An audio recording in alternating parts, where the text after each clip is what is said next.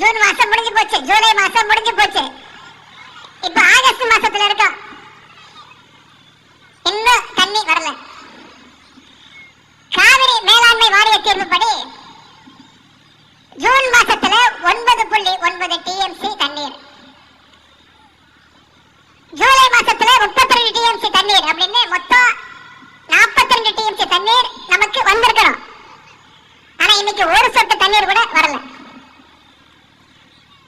ஆனா இதை பத்தி இருக்கக்கூடிய முதலமைச்சர் வாயை திறந்து பேசுறாரா? பேச மாட்டேங்கிறாரு. அவருக்கு இருக்கக்கூடிய ஒரே கவலை என்ன? திமுக மேல என்ன பொய் வழக்கு போடலாம், என்ன பொய் கேஸ் போடலாம்.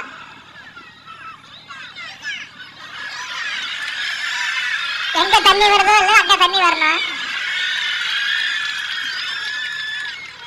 காவிரி சொன்னேன். இங்க தமிழ்நாட்டில் ஆட்சி நடத்துறதுக்கு காங்கிரஸ் உடைய தயவு வேணும். அதனால கர்நாடகா காங்கிரஸ் அரசை கேள்வி கேட்க துப்பு இல்ல, எதிர்த்து கேள்வி கேட்கவே பயப்பட